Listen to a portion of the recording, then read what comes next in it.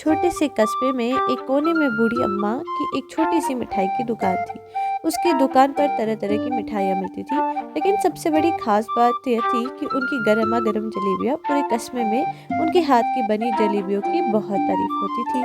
अम्मा की दुकान पर एक गरीब बच्चा मोहन रोज आता और मिठाइयों को ललचाई नजरों से देखता। वह कभी कुछ खरीदता नहीं पाता।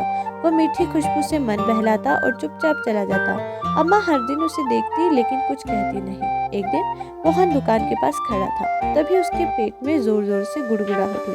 अम्मा मुस्कुराई और बोली, बेटा, मिठाइयाँ देखोगे या खाओगे भी? मोहन झेप गया और बोला, अम्मा, मेरे पास पैसे नहीं हैं। अम्मा ने प्यार से उसकी हथेली पर एक गरम जलेबी रख दी और बोली, खाने के लिए पैसे नहीं, सिर्फ भूख चाहिए। मोहन की आंखों में आंसू आ गए। वह खुशी खुशी जलेबी खाने लगा।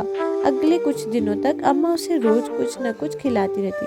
धीरे धीरे मोहन ने उसके यहाँ छोटा मोटा काम करना शुरू कर दिया, दुकान साफ करना, चीजें ठीक से रखना वगैरह।